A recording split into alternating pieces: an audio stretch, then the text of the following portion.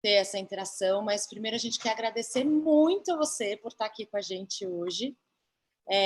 Inclusive tem até um pessoal entrando pelo Zoom aqui, mas é uma honra. A gente queria estar com você ao vivo para poder te abraçar, para poder abraçar suas filhas, para poder abraçar a Flávia. A gente tem um alinhamento muito grande, né, ministerial. A gente tem a mesma visão de reino e a gente sente muita honra de te conhecer, de acompanhar a sua caminhada, a sua jornada, das meninas da Flávia, que é uma corajosa, né, que é uma guerreira, uma leoa aí, para te acompanhar em tudo isso. Então é muito legal a gente ter hoje com a gente, viu? Eu que agradeço pelo convite, tenho um carinho enorme também por vocês. Pois a gente está muito feliz que nesse dia você está com a gente, Tarek. Não, o prazer é todo meu, e eu acho que são tempos para a gente refletir também com mais força e mais vitalidade aquilo que a palavra de Deus nos diz, e eu tenho muito gosto, muito prazer de poder compartilhar a mensagem do Senhor e junto com vocês, que são irmãos tão queridos. E quero convidar o pessoal que está seguindo, quem está com suas Bíblias por aí. Muitas vezes eu sei que a Bíblia é do aplicativo, né? Então, se isso vai atrapalhar a live, preste atenção, atento, que eu vou fazer a leitura. E eu gostaria de refletir com vocês sobre propósito, sobre sentido no meio do caos. E, para isso, eu escolhi o livro de Eclesiastes, que está ali logo depois de Provérbios. Então, eu queria que você me acompanhasse. O livro de Eclesiastes é um livro fantástico. Ele foi escrito pelo grande rei Salomão há cerca de 3.000 anos atrás e continua sendo tão relevante, tão contemporâneo hoje, que ele escreve já no final de sua vida esse livro, e ele basicamente está dizendo: do alto da minha experiência, da minha vivência, eu quero compartilhar com vocês, jovens, as coisas que valem ou não a pena nessa vida, para que vocês não errem como eu. Basicamente, esse é o resumo da mensagem. Para dar um breve contexto de quem foi Salomão, eu sei que tem gente que está se conectando aqui que talvez não saiba que história é essa de rei Salomão. Basicamente, quando nós vemos o Antigo Testamento, a história do povo de Deus, Deus escolhe para si uma nação, que é uma nação chamada Israel, mas não porque aquela nação é especial em si mesma, mas porque através dela ele faria bênçãos para todo o mundo, e ela haveria de trazer o Messias prometido, que era Jesus Cristo, que reconciliaria toda a humanidade caída com o Pai. E dessa nação de Israel, desde a escolha de Abraão, o patriarca, veio seu filho Isaque, seu neto Jacó, e de Jacó nascem 12 tribos. E cada uma dessas tribos, elas ocupam um território da Terra Prometida. E nessa Terra Prometida nós temos uma tribo que se destaca em especial, de onde vem a linhagem do Messias, que é a tribo de Judá. E toda essa linhagem, ela passa por o rei Davi, que foi um rei de grande destaque, de grande fama, autor de muitos dos salmos, e um dos seus filhos, o seu filho Salomão, é quem assume o trono no lugar de seu pai. E é interessante que a Bíblia vai dizer que quando ele era jovem, os teólogos dizem entre 21 a 23 anos, ele assume aquele trono, aquela nação que tinha acabado de vir de um líder tremendo, de uma liderança, de uma referência de liderança como Davi. Vocês imaginam o que é ocupar o espaço de um líder que é querido, amado, que tem grandes conquistas, não é fácil. E ele, com 21 anos, ocupa aquela cadeira, aquele trono, e diz o texto que o Senhor pergunta para ele, em certo dia, Deus fala para ele: me pede o que você quiser. Me pede o que você quiser, eu te darei. E a palavra diz que esse homem, ele pediu sabedoria. Ele podia ter pedido riquezas. Ele podia ter pedido vitória sobre seus inimigos, expansão territorial. Ele podia ter pedido todo tipo de prazeres que essa vida pode dar. Mas ele pede sabedoria. E Deus se agradou tanto dessa resposta que ele fala: eu vou te dar a sabedoria e vou te dar todo o resto. E o reino de Salomão foi o reino mais próspero, o período mais próspero de toda a história de Israel. Expansão territorial, paz na terra do Oriente Médio. Vocês sabem o que significa ter paz ali? É um luxo. Até hoje nós temos os conflitos entre os árabes e os israelenses, nós temos uma tensão ali tão grande. E durante o reinado de Salomão, todo aquele reino viveu em paz, viveu em prosperidade. Diz o texto histórico que reis de outras nações viajavam dias e dias para ir até Israel para ver se era verdade o que contavam sobre esse rei Salomão.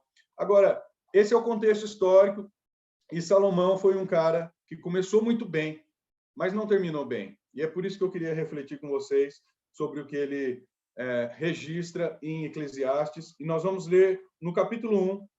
Eu estou com a versão Nova Almeida atualizada. Se você estiver com outra, não tem problema.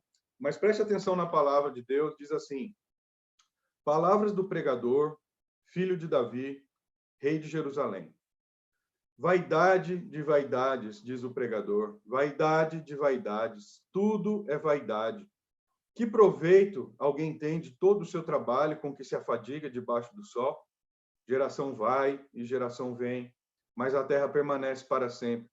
O sol se levanta, o sol se põe e volta ao seu lugar, onde nasce de novo.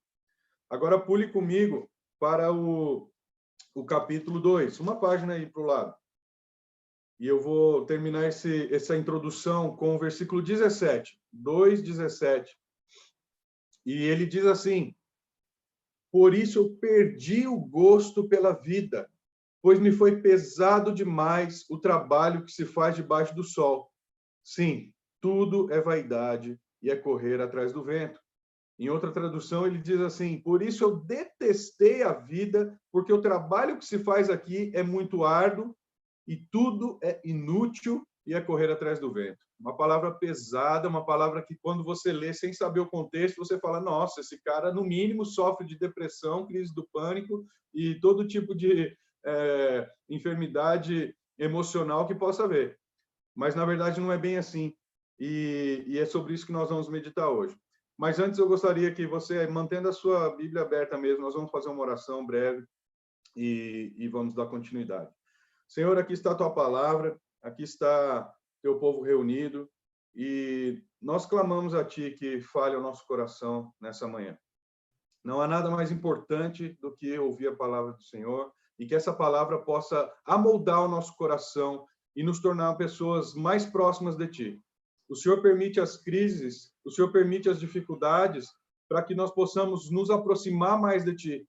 Porque na prosperidade, na bênção, enquanto tudo vai bem, o ser humano tem a tendência muito fácil de se esquecer de Deus e de se achar autossuficiente.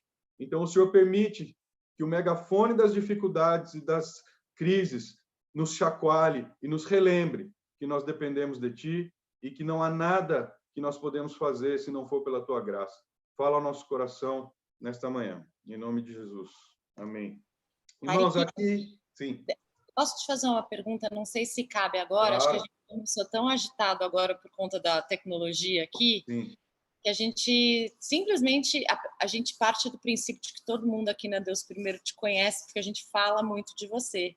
Mas se você achar que cabe, antes de você continuar, só abrir um parênteses para falar um pouquinho de você. Não sei se cabe agora ou você prefere falar depois. Bom. Não, sim. A minha história profissional, ela tem...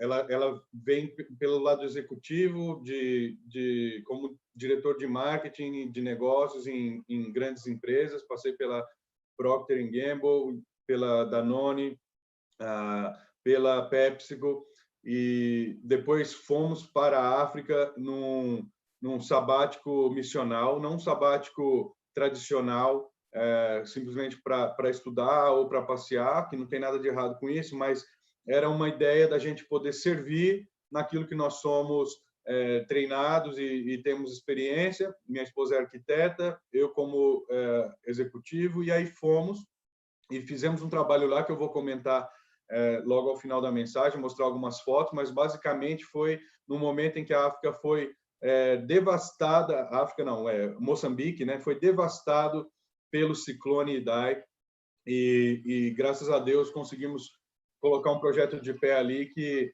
não só socorria aquelas dezenas e centenas de famílias em situação de calamidade, mas também criava as condições para que eles pudessem sair daquela situação de miséria através do seu próprio trabalho. Essa sempre foi a grande intenção, nós podermos combinar a assistência que salva e traz a sobrevivência, mas a transformação que a médio e longo prazo é a que gera a dignidade. Não existe, é muito difícil você ficar focando só no primeiro da sobrevivência, porque isso não transforma nada. E de volta ao Brasil agora, após um ano, a fábrica de tijolos que nós montamos lá continua funcionando a todo gás, já são mais de 40 famílias hoje que dependem desse emprego, então se eu fechar a fábrica lá, elas não têm como sobreviver. E nós orávamos a Deus que eu pudesse, ao retornar para o mercado de trabalho aqui no Brasil, pudesse continuar sustentando e mantendo essa fábrica de pé. E Deus tem nos surpreendido, tem nos dado graça. Essa semana que passou, eu iniciei numa nova oportunidade de trabalho aqui no Brasil. É um cargo que eu nunca tive antes.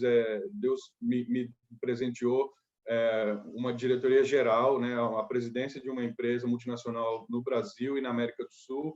E é um desafio enorme, mas que ao mesmo tempo eu vejo com grande temor e grande responsabilidade de poder viver os valores do reino numa posição dessa autoridade, dessa magnitude, e ao mesmo tempo causar impactos não só com os nossos produtos, mas também na sociedade onde a gente vive.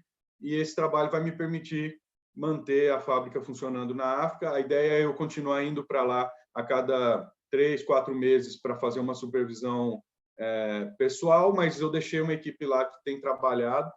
A equipe dos pedreiros são todos os moçambicanos que nós treinamos e formamos no ofício da construção, e um mestre de obra que é um missionário brasileiro que mora lá há muito tempo, e ele é da minha altíssima confiança, e hoje nós deixamos ele como responsável pela obra no campo, enquanto eu fico como o responsável remoto.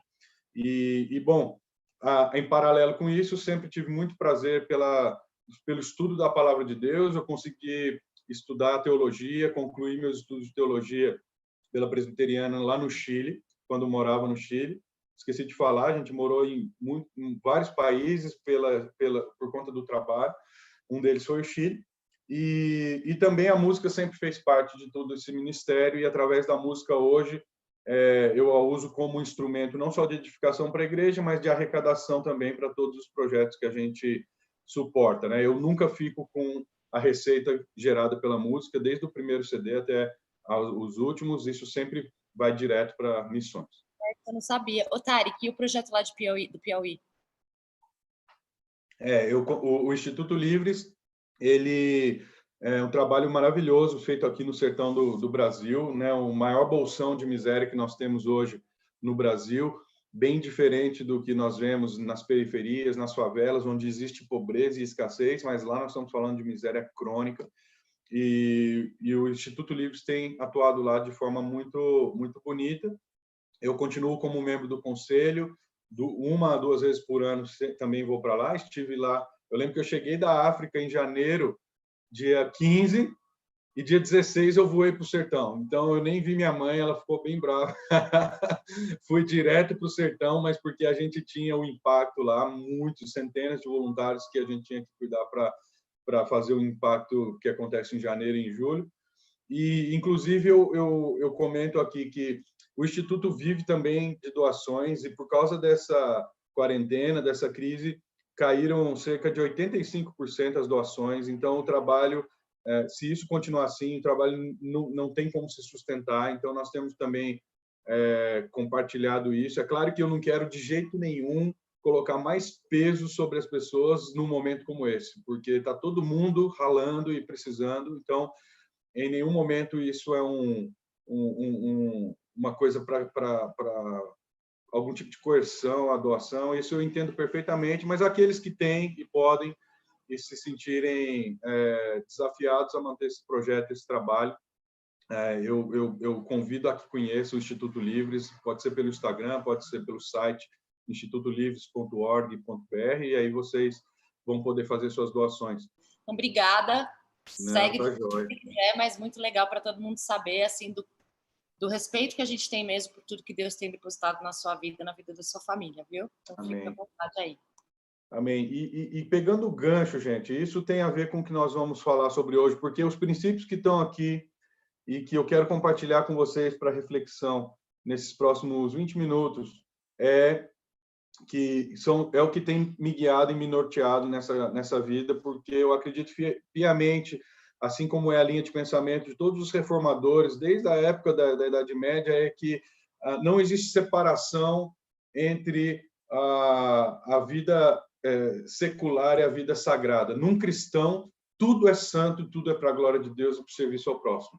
Então, diferentemente do pensamento medieval, de muita herança católica, principalmente, onde existe a sagrada vocação, que é o clero, e existe a vocação do laicato, né, das pessoas que estão ali no trabalho ordinário da vida no dia a dia, e se pensava muito que a vocação do clero, ao sacerdócio, é santa e é muito digna, e a outra você tem que suportar nessa terra porque é um peso.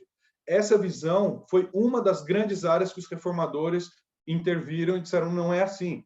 Nós vemos que a criação é feita por Deus, então ela que foi criada muito boa, foi manchada pela queda, mas obviamente Jesus, quando vem reconciliar o seu povo consigo, através do seu sangue, ele reconcilia todo o universo, toda a criação.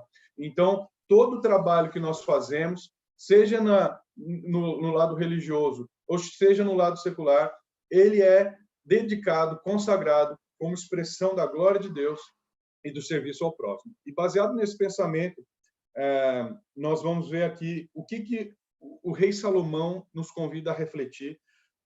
Como eu vinha dizendo, no 2,17, ele chega à conclusão: perdi o gosto pela vida e me foi pesado demais, é tudo inútil. Eu concluí que foi tudo vaidade.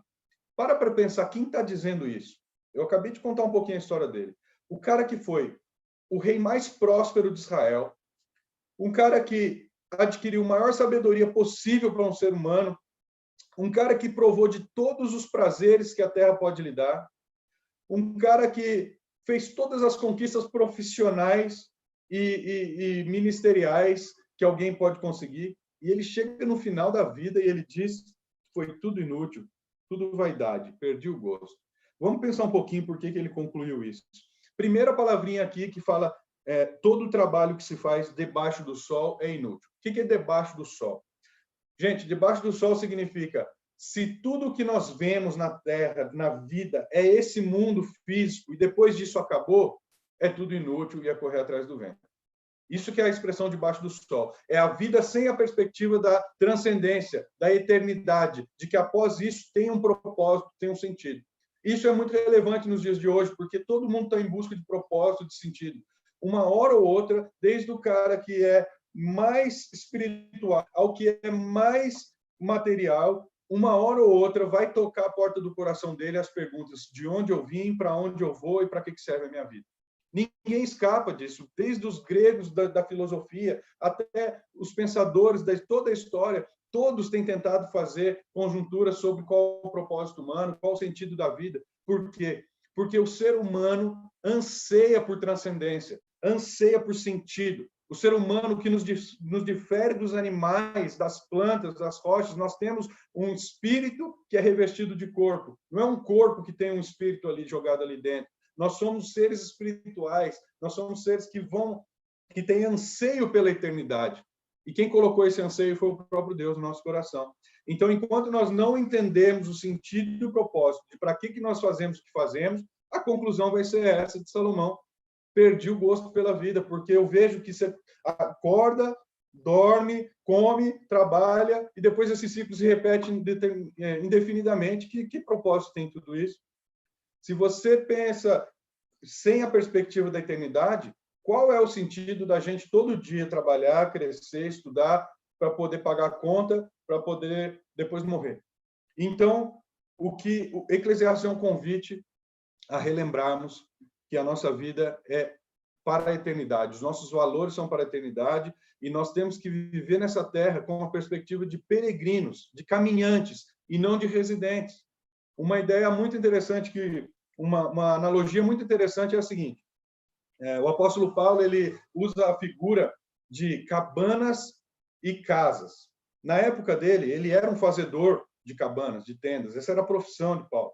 Então, ele entendia muito disso. E ele falava, olha, uma cabana, ela serve muito bem para te proteger durante uns dias da chuva, para te proteger para você ter do frio, ou para você estar ali, de certa forma, protegido. Mas, a longo prazo, ela não serve, porque ela não vai proteger de ataque de animais, ela vai começar a rasgar, os nós vão começar a soltar. E, para isso, Deus tem para nós, na vida eterna, uma casa que é construída de rocha firme e que não pode ser abalada. O que o apóstolo Paulo está dizendo? Que a vida, que nossos anos nessa vida, nossos 70, 80, se alguém tiver muita saúde aí, 90, 100 anos, são como uma tenda. Nós não podemos nos apegar a essa tenda, a essa vida. Desapega, essa é a palavra, a Bíblia inteira vai nos dizer, você vive essa vida, desfruta com prazer, com responsabilidade, com generosidade. Isso não é proibido, mas não se apegue aos prazeres desse mundo, aos luxos desse mundo, aos gostos desse mundo, porque isso é temporário. A casa definitiva é a que está no céu. E tem muito crente, tem muita gente que está muito apegada a essa barraquinha que vai rasgar. E aí começa a decorar a barraca, começa a comprar coisa bonita para a barraca, começa a deixar ela pintadinha e tal. E, gente, a barraca não é para a gente se apegar. A barraca está aqui só enquanto a gente não chega na nossa casa definitiva. E tem 3 grandes áreas que Salomão vai dizer que ele perseguiu e buscou sentido na vida, e que chegou no final e ele bateu com a cabeça e disse, não era nada disso. A primeira grande área, por causa do tempo, eu não vou ler todos os textos, tá? Então, depois eu insisto para que vocês leiam o livro de Eclesiastes, é bem curto em casa e tal, mas eu vou falar, vou mencionar, mas nós não vamos ter tempo de entrar muito nos textos. As 3 grandes áreas são as seguintes. Ele foi procurar no conhecimento e na sabedoria a razão e o sentido da vida. E ele começa a dizer ali, não houve nenhum rei, nenhum outro estudioso mais sábio e conhecedor do que eu. Ele chegou a todos os níveis de desenvolvimento intelectual possível da época, todos os avanços tecnológicos, da medicina, da infraestrutura, toda a questão que nós herdamos hoje dos israelenses, muito vem dessa época. E nós temos um cara que chegou ao ápice do seu conhecimento, da sua sabedoria, e ele diz, foi correr atrás do vento, foi vaidade. Na sabedoria e no conhecimento não encontrei felicidade. Agora, isso significa, então, que estudar e ter sabedoria não é bom? É claro que não tem nada a ver isso. Deus nos manda ser excelentes naquilo que nós fazemos, buscar conhecimento, buscar sabedoria, e nós temos que fazer isso. O que isso está dizendo é, nos teus PhDs, nos teus currículos, nos teus grandes livros e estudos, não vai encontrar propósito e preenchimento. Vai chegar lá no final e você pode ter todas as estrelas do mundo, do seu cérebro, ser fantástico, e você não vai ter encontrado o propósito e o sentido. E aí ele parte para uma segunda grande área, que eu acredito que é uma das mais relevantes e atuais, que é a dos prazeres. Uma vida hedonista, uma vida onde eu vivo para tudo que me dá prazer e evito a todo custo o conflito e o que me dá qualquer tipo de dor. Essa é uma vida hoje super latente na sociedade, principalmente dos adolescentes, das crianças. Essa necessidade de estar entretido o tempo todo, digital, celular, redes sociais, e eu preciso ver quantas pessoas estão curtindo, estão me seguindo, e como eu estou sendo visto. Isso tem a ver com essa questão de viver para o afago, viver para uma vida que me dá prazeres. Tem também o lado dos prazeres que o mundo nos oferece, os prazeres sexuais, os prazeres da bebida, os prazeres das drogas, os prazeres do dinheiro, das posses, de sair comprando. Não vejo a hora de sair, né? Um celular novo, aquele sapato novo, ou comprar uma bolsa nova, ou ter o carro do ano. E quando você vive e coloca o coração nesse estilo de vida, a dor é muito grande, porque sempre vai haver um buraco para preencher que as riquezas, que os prazeres não vão ser capazes de preencher. E Salomão diz, eu tive 1000 mulheres, eu tive os melhores vinhos desse país, os melhores banquetes, os músicos tocavam para mim, eu tive dinheiro, eu tive riquezas, mais do que qualquer outro rei, mas eu cheguei à conclusão também que tudo isso era vaidade e era inútil. Então ele parte para um terceiro uma terceira grande área, já que não era no conhecimento, já que não era nos prazeres. Será que o sentido da vida está em ter grandes conquistas e realizações profissionais? Um trabalho árduo, enfia a cabeça no trabalho com tudo, vive para o trabalho, e aí sim você vai se sentir alguém preenchido, com propósito, com sentido. Será que é isso? E ele começa a dizer: meu reino foi o mais próspero, consegui ser o melhor político, porque não tinha mais guerras durante a minha gestão, consegui ser o cara que construiu os maiores palácios. Gente, ele construiu o Templo de Jerusalém. Você tem ideia do que é isso? A casa onde Deus habitava, onde Deus descia a sua Shekinah, a sua glória, foi através de Salomão, construiu. Davi, o seu pai, fez todo o projeto, mas quem construiu, quem ergueu foi Salomão. E ele fala também na vida de conquistas e realizações. Não encontrei solução, não encontrei sentido e propósito. E hoje eu acho que isso é uma coisa que nós temos que refletir. E nada melhor do que essa pausa, esse caos, para nos fazer refletir, gente, que quantos de nós aqui, eu me incluo, estamos com essa vida de que muitas vezes o trabalho é a nossa busca de identidade. Quantos de nós estamos tão preocupados, às vezes, com qual o salário que vai pingar no final do mês, e isso está nos obscurecendo a vista para aqueles que estão passando necessidade ao nosso redor? Quantos de nós têm vivido nessa perspectiva de quando vai ser minha próxima promoção, ou quando que vai ser meu próximo aumento, ou qual vai ser meu próximo emprego, ou quando que a minha empresa vai deslanchar, e a gente perde de vista as coisas que são eternas? E, de novo, eu quero relembrar, nada disso que eu estou falando é pecado e errado em si mesmo. São coisas boas. O erro é colocar o coração nelas. Calvino vai dizer que o coração do homem é uma fábrica de ídolos. Nós estamos o tempo todo fabricando ídolos. E o trabalho é uma coisa boa, bênção de Deus, mas coloca a tua esperança no trabalho, ídolo. E nada mais forte do que esse coronavírus para jogar na nossa cara a nossa total dependência de Deus, a nossa total impotência, porque não importa se a gente tivesse a maior empresa, o maior emprego, o maior salário. Estamos todo mundo preso dentro de casa e orando para que Deus mande a cura e ilumine os cientistas para que isso possa ser extinguido da nossa nação.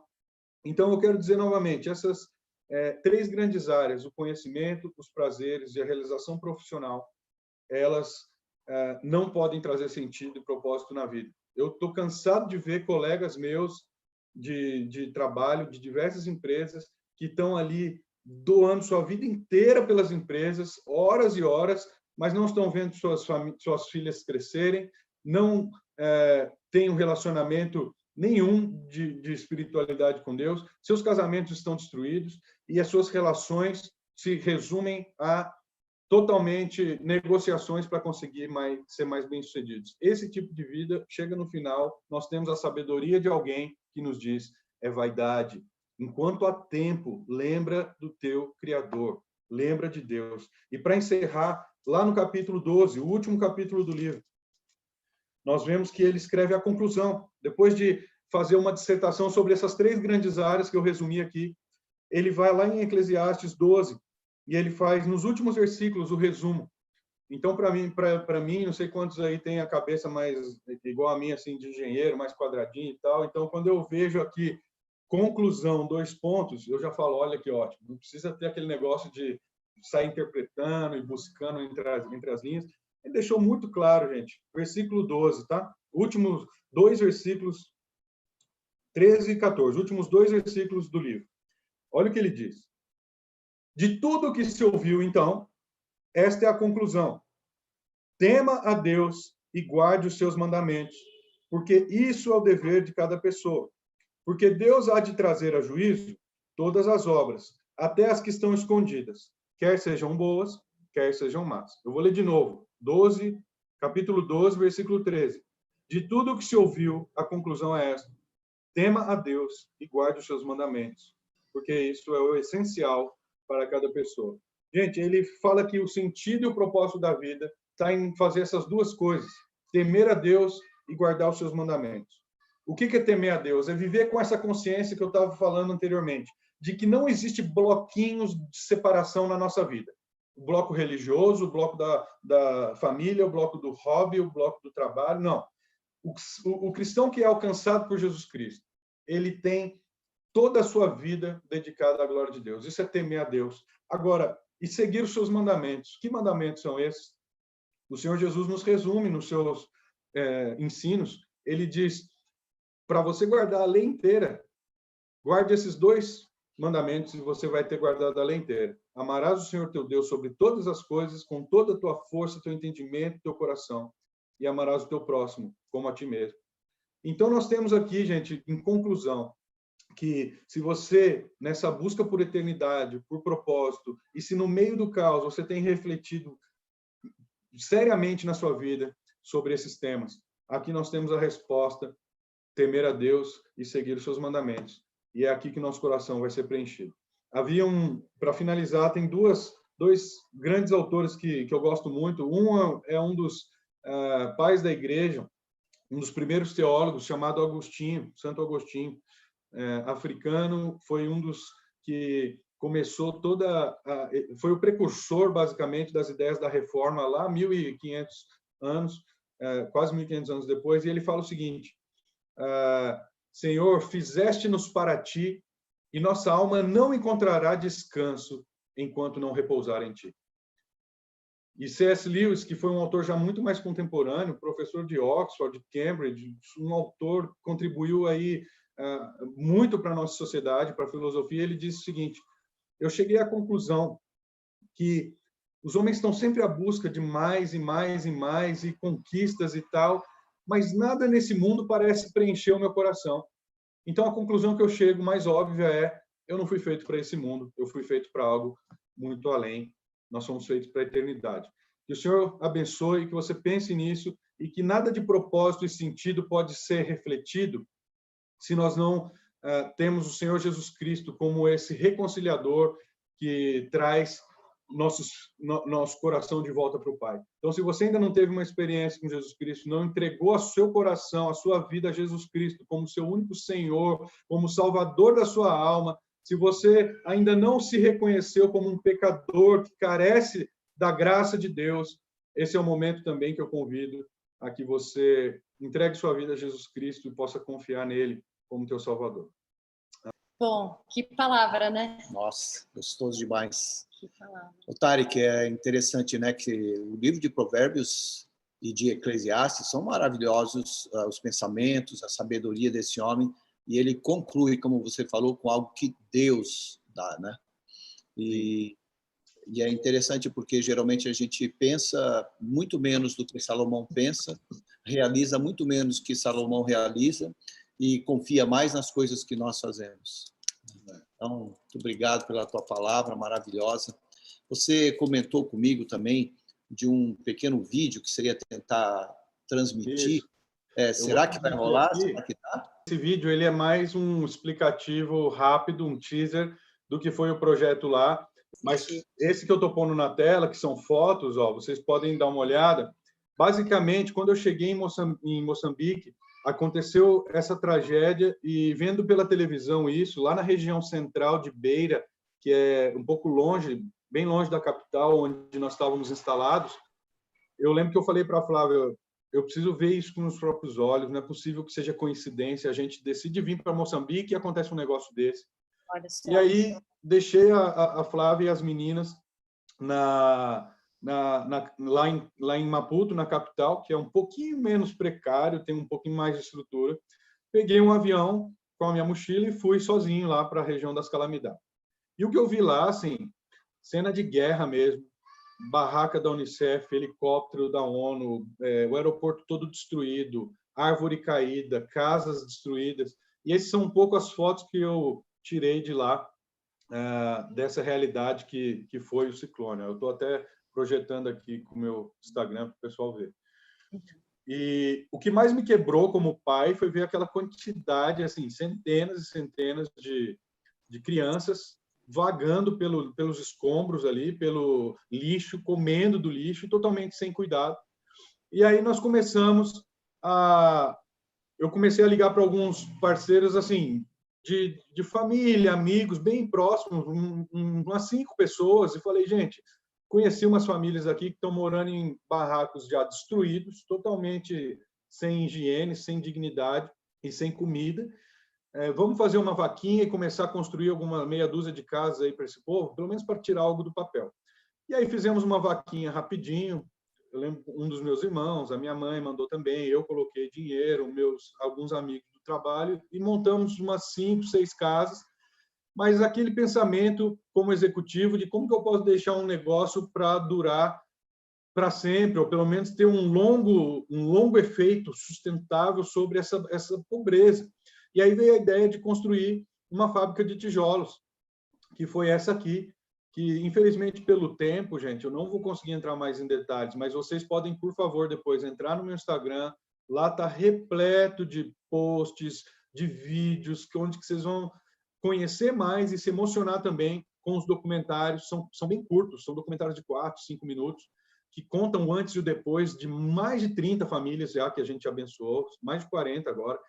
E nós montamos uma fábrica de tijolo do zero, treinamos mais de 40 moçambicanos ali, pais de família que não tinham nenhum ofício, eram analfabetos, não tinham capacidade de sobreviver. As suas famílias comiam só do que eles plantavam, e as plantações foram totalmente devastadas. Então, ter aprendido um ofício é o que torna eles hoje capazes de sobreviver. Eles são assalariados, trabalham na minha fábrica lá. Nós conseguimos manter uma equipe que está liderando lá na fábrica enquanto eu estou aqui remotamente. E esses são 2 exemplos aqui do antes e o depois. Olha. Então, aqui é uma das famílias, o Marcos e a Amélia, com seus 2 filhos. Esse é o barraco que eles levantaram depois de passar mais de 24 horas embaixo de chuva torrencial, as crianças totalmente tomando chuva com eles, aquele medo, tudo num breu e tal. E aí amanheceu, eles construíram esse barraco de palha com lona. Olha aí por dentro como que é. E isso, gente, é o espaço do barraco mesmo. Olha, eu estou numa parede, ele está na outra. Dá para vocês terem uma noção do tamanho. E aí, a casa que nós construímos para eles, que nós vamos apresentar agora, essa aqui foi uma das prestações de conta. A gente faz prestação de conta em todas as casas que são entregues. E aqui vocês podem ver já o tamanho da casa, ela é arejada. Esses tijolos são tijolos ecológicos e é uma tecnologia nova que ela é mais compacta, então ela é mais resistente a calamidades e ela é mais barata. Então isso foi fundamental para eu conseguir também chegar num custo muito baixo de construir essas casas, e aí dá para a gente atingir muita gente. E o Marcos, vocês vão ver aqui que tem uma hora que ele está falando e ele começa a chorar sem parar, porque foi o seguinte, ele falou, eu nunca imaginei na minha vida que eu ia ter uma casa de tijolo para morar, mas eu estou chorando porque agora eu tenho um emprego e eu posso dar uma refeição para minha família. Então, esse tipo de cena, gente, se repetiu muitas e muitas vezes, porque é a realidade lá.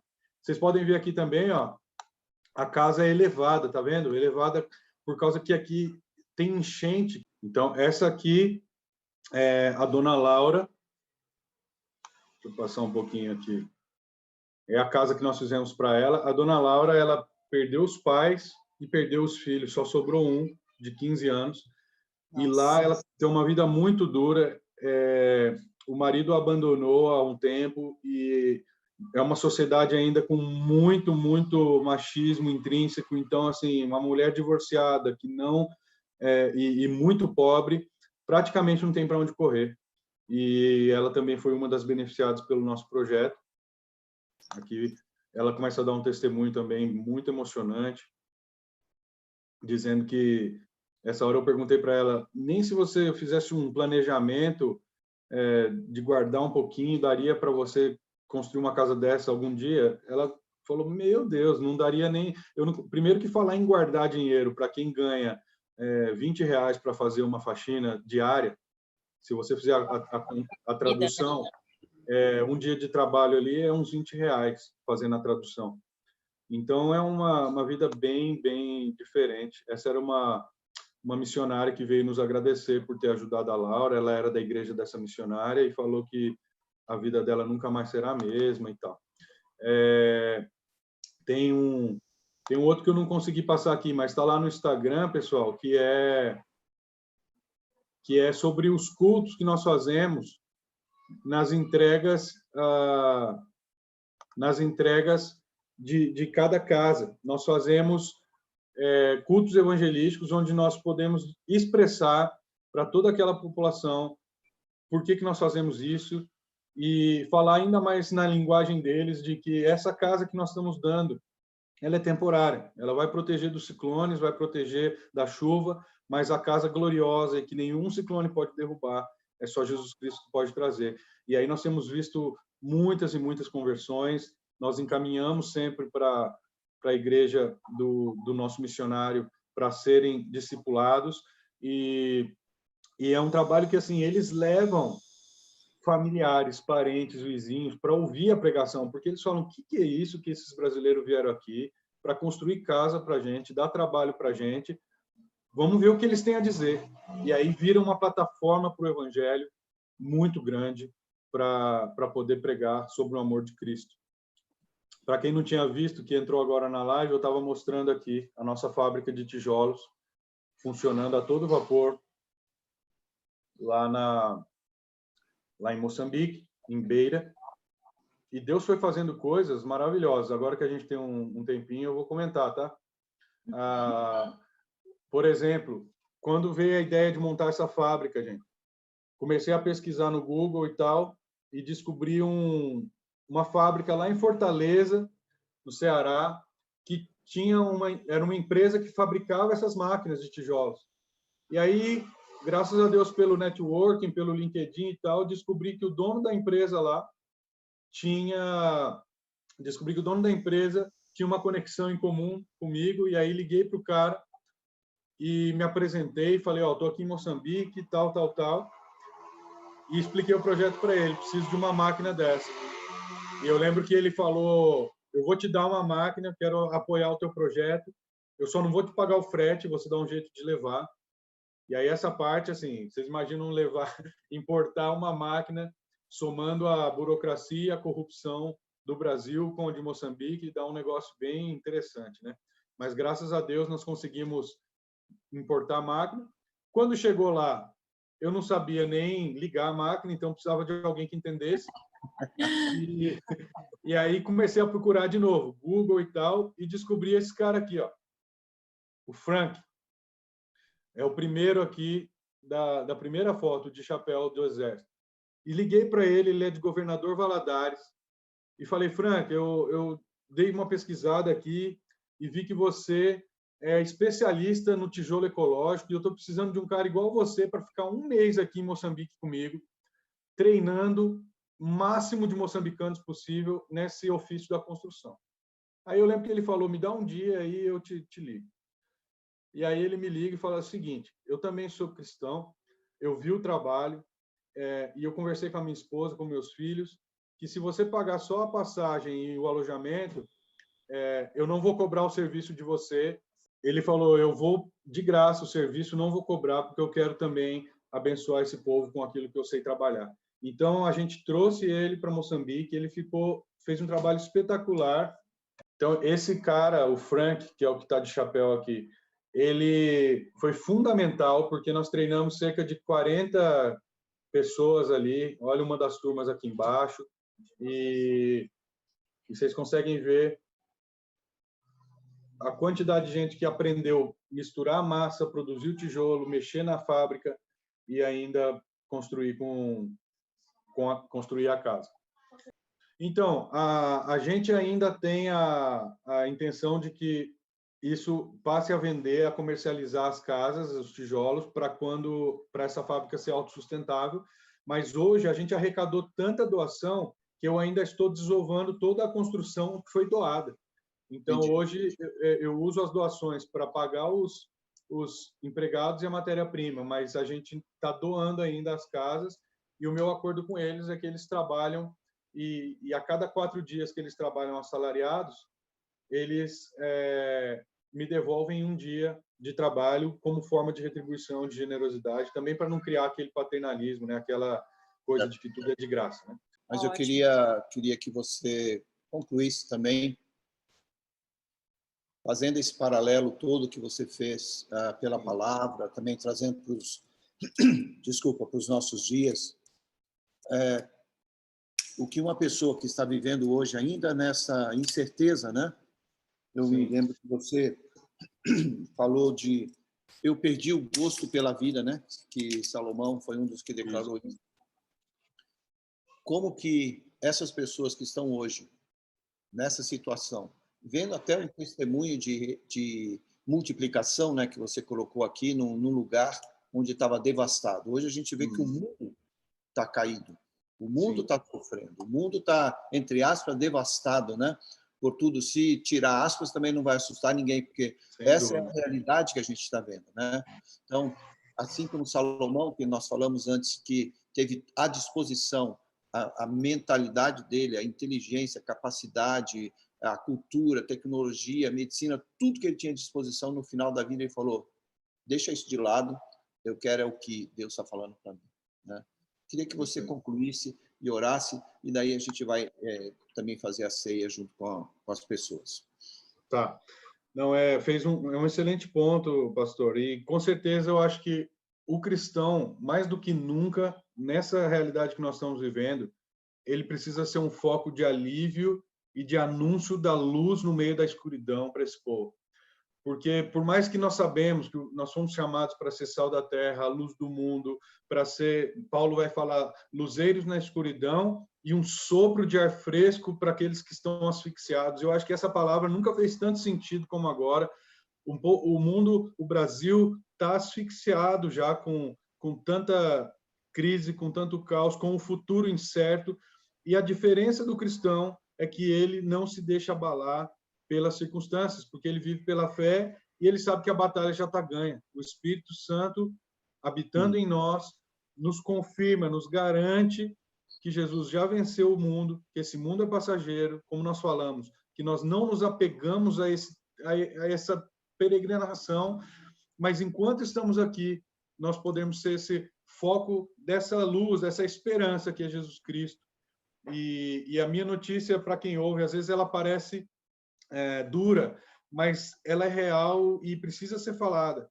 Se você não tem a Cristo como o seu porto seguro, como o dono do seu coração, como o seu Senhor, eu sinto te informar que a crise nunca vai ser superada. Porque é em Cristo que nós temos um novo coração e é onde nós pomos a nossa esperança. E toda a conclusão sem Cristo é a conclusão de perder o gosto pela vida, como Salomão disse.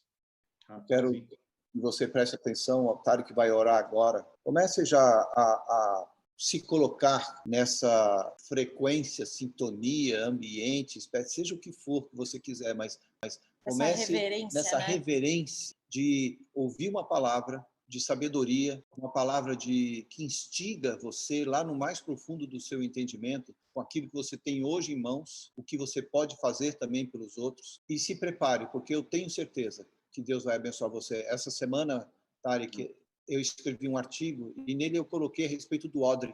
Eu falei, se você não se ajustar nesse novo odre, você vai se arrebentar. Porque não adianta eu querer não mudar nada, porque o Senhor está mexendo na igreja. O Senhor está causando um tremor muito forte na humanidade. E a gente vai ter que se preocupar, sim, com tudo isso que você acabou de falar. Você não falou duro, você falou o que é reto, o que é certo e o que é honesto. E a gente precisa ouvir. E a Bíblia diz, né, lá em Apocalipse, quem tem ouvidos, ouça para ouvir aquilo que o Espírito Santo diz à igreja, às igrejas, né? Nós somos a igreja do Senhor.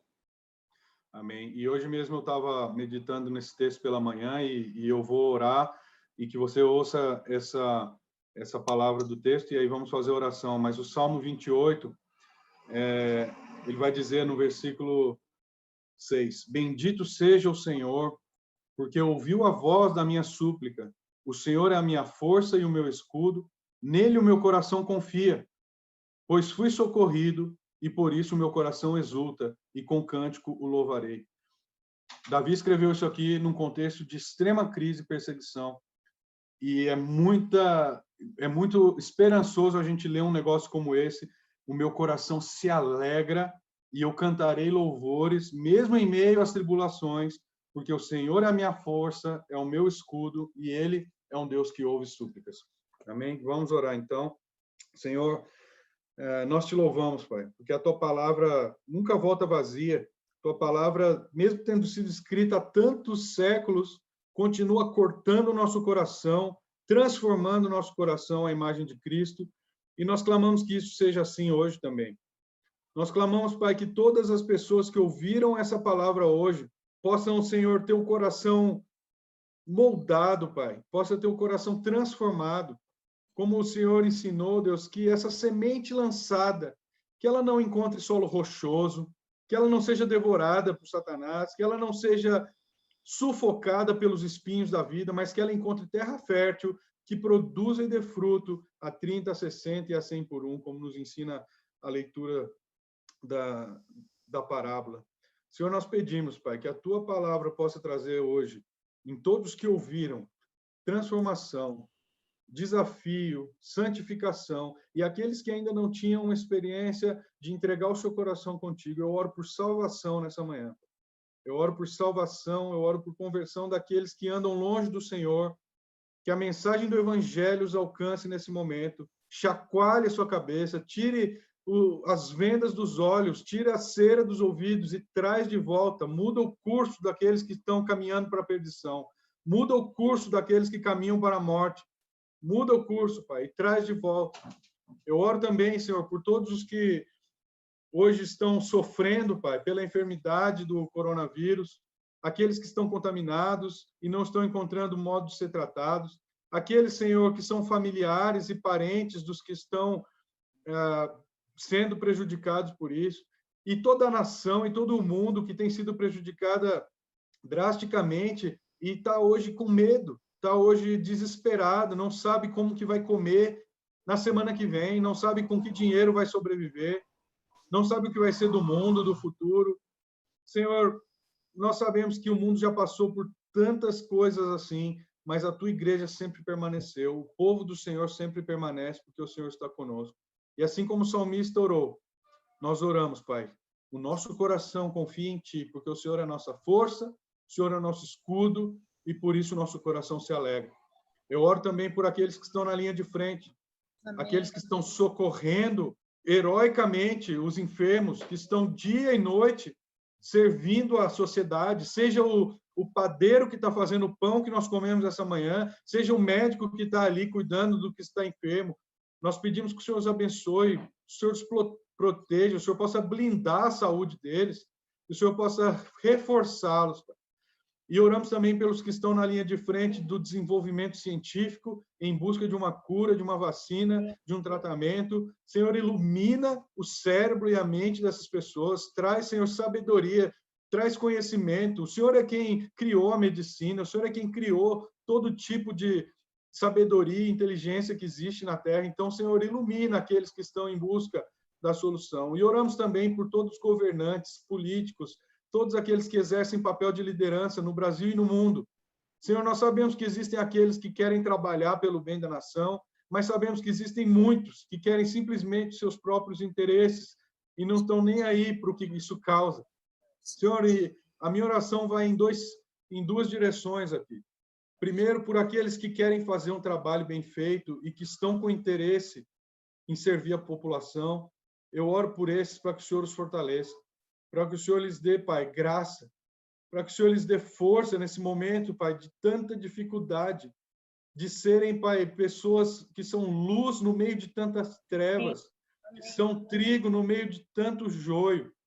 Mas eu oro também, Senhor, por aqueles por todos aqueles que o Senhor sabe que estão ali só por interesse próprio e que têm causado mal à nação e que têm sido um instrumento de opressão ao pobre. Eu oro para que o Senhor segure a mão deles, que o Senhor derrube esses homens, que o Senhor possa atar, Pai, todo intento negativo e maligno que atrapalhe o bem-estar da nação e do mundo. Que o Senhor possa, Pai, derrubar os lobos que estão vestidos de ovelhas. que o Senhor possa expor e derrubar aqueles que não estão fazendo o que é em benefício da população e que não tem o Senhor Deus como o norte, mas estão vendendo muitas vezes dentro das igrejas para a sua autopromoção. Eu oro para que o Senhor possa ter misericórdia do seu povo, Pai. Tem misericórdia da nossa nação. Nós sabemos, Pai, que é preciso arrependimento, é preciso clamar, é preciso se humilhar diante de Ti, e o Senhor vai ouvir dos céus e vai sarar a nossa terra. Amém. Tem misericórdia, Pai. Tem misericórdia. Nós oramos e clamamos. E pedimos agora que o Senhor abençoe também esse momento de ceia, esse momento tão importante, onde nós relembramos o sacrifício de Cristo, que foi até a última consequência por nós, e resistiu à tentação no Getsêmani de abrir mão de tudo, quando ele pensou no tamanho da dor que ele estava por vir, e ele falou: Senhor, se possível, passa de mim esse cálice, mas seja feita a tua vontade, não a minha. Se Jesus tivesse desistido ali, tudo caía por terra. De nada nos serviria a morte de alguém que não ressuscitou, de nada nos serviria, Pai, as boas obras de alguém que não pagou a dívida do pecado que todos nós tínhamos, mas Jesus Cristo pagou e sanou toda a dívida. E é isso que nós relembramos. Louvado seja o Senhor, Pai, por tomar a nossa culpa e cumprir, Pai, a lei de forma perfeita, de forma a agradar ao Senhor. E hoje, quando Deus nos olha, Ele já não vê a nossa iniquidade, Ele vê o Filho perfeito, Jesus Cristo, aquele que cumpriu com excelência toda a obra e pagou o preço dos nossos pecados. Obrigado. Seja exaltado nessa manhã. Amém.